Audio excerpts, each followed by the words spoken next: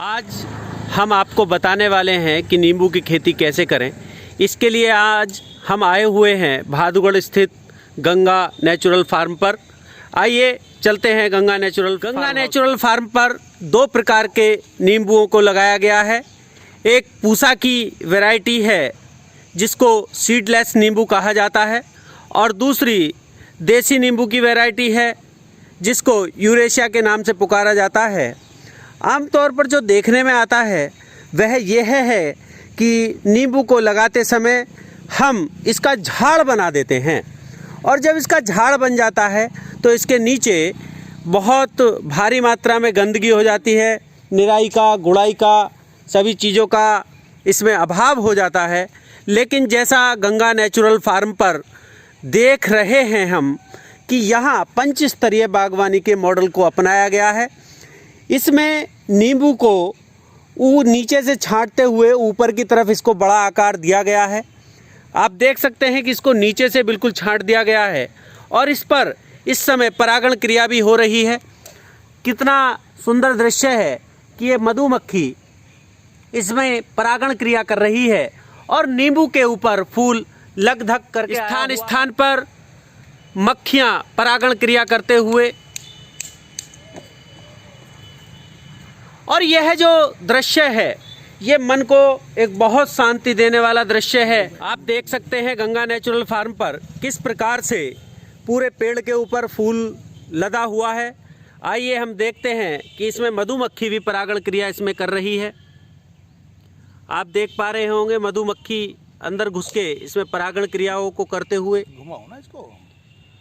और ये 12 नींबू कहलाता है, और किसानों की आय दोगुना ही नहीं 4 गुना करने के लिए भी ये बड़ा ही अपने आप में महत्वपूर्ण है। इसकी महत्वपूर्ण का अंदाज़ा हम इसी प्रकार से लगा सकते हैं कि यहाँ ये परागण क्रिया के साथ साथ पुष्प में फल बनने की प्रक्रिया शुरू हो गई है। और आप दूसरे गुच्छे में देखिए कि 10 नींबू इसके अंदर लगे हुए हैं, और इन नींबुओं के कारण से किसान को बहुत अच्छी आमदनी का एक जरिया प्राप्त हो जाता है। गंगा नेचुरल फार्म पर विभिन्न प्रकार की चीज़ों को लगाया गया है। आपको इसके नीचे से सफाई रखनी है, और जैसा हम देख पा रहे हैं कि इस पूरे पेड़ पर ही स्थान स्थान पर पुष्पों के गुच्छे लगे हुए हैं, और साथ ही नींबू भी अभी अभी हमें इस पर दिखाई दे रहे हैं कि स्थान स्थान पर इस पर अभी नींबू तैयार भी हैं।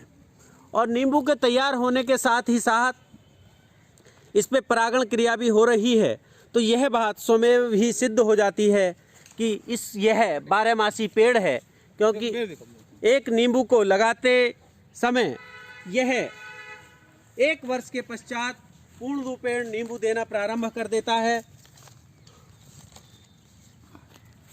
नींबू का आकार भी लगभग इतना ही रहता है। इस बार हमने विशेष रूप से गुजरात का नींबू, जिसे हम पाकिस्तानी नींबू या छोटा भाई भी कहते हैं, जो शिकंजी के अंदर इस्तेमाल होता है, सलाद में काम आता है, उसको प्रचुरता मात्रा में हमने लगाया है। और पंचस्तरीय बागवानी में इसका क्या लाभ है, यह आइए हम आपको दिखाते हैं कि किस प्रकार से पंचस्तरीय बागवानी इसमें की जा सकती है। यह नींबू का पेड़, इसके ठीक बराबर में जो हमने डॉल है इस पर ये ब्रोकली लगाई गई है। अब आप देखिए कि नींबू से इसकी 1.5 फीट की दूरी पर ब्रोकली, और इसके साथ ही साथ मक्का हुआ है, तो ये 4 पत्तों की हमारी हो गई है। पंचस्तरीय बागवानी का भी यही प्रारूप है कि धीरे धीरे हम इसमें ज़मीन को खाली नहीं छोड़ते हैं, और ज़मीन यदि खाली रह जाती है तो हम ज़मीन का, इस धरती माता का एक तरीके से अपमान ही कर रहे हैं। इसके साथ ही साथ इन्होंने इसमें बैंगन को भी लगाया है। तो जैसा हमने अभी आपको बताया कि नींबू की बागवानी हम किस प्रकार से करें, आइए हम जानते हैं इस क्षेत्र के प्रगतिशील किसान, प्रमुख रूप से मशरूम उत्पादक व केसर उत्पादक सूबेदार जगदीश चौहान जी से, मान्यवर जगदीश चौहान जी, हम अपने YouTube channel Ganga forest natural farming में आपका स्वागत करते हैं। आपका भी स्वागत है। और आपसे हम जानना चाहते हैं कि ये जो पंचस्तरीय बागवानी के अंतर्गत नींबू की खेती यहाँ गंगा नेचुरल फार्म पर की जा रही है, इसके क्या किसानों को लाभ हैं? इसके किसानों को बहुत लाभ हैं। जैसे कि वो एक ही बाग लगाते थे, जैसे कि पहले आम का ही लगाते थे, उसको पेड़ों की दूरी तो बनाते थे, लेकिन उसमें जो है वो पेड़ों को दरख्त बना देते थे। अब जो है जैसे कि बड़ा पेड़, फिर छोटा पेड़, फिर जो है झाड़ी नुमा, फिर जो मसालेदार, इस तरीके से करके हम पंचस्तरीय स्तर पर जो है बागवानी कर सकते हैं।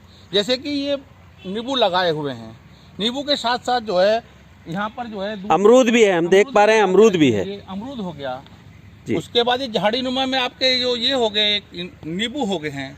उसके बाद में फिर आपने इधर जो ब्रोकली लगाई है जो कि सब्जी के रूप में है। तो इस तरीके से जो है हम भिन्न भिन्न प्रकार की जो हैं फसलें, जो सह फसलें के रूप में और जो है पंचस्तरीय बागवानी को हम डेवलप कर सकते हैं और इससे किसानों को बहुत फायदे होंगे। बहुत बहुत धन्यवाद सूबेदार जी।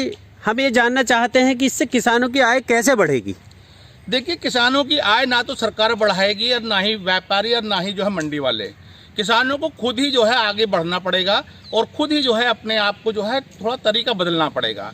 वो जो हैं अपनी जो पारंपरिक जो खेती हैं उसको करते हुए कुछ अपना रुझान लें नई तरीके से, जैसे कि पंचस्तरीय है, और उसमें जब उनको फ़ायदा होगा, उनका माल जो है सीधा मंडी में या जो है MSP के साथ में किसी कहीं भी वो बेच सकते हैं, तो उनको लाभ अवश्य होगा।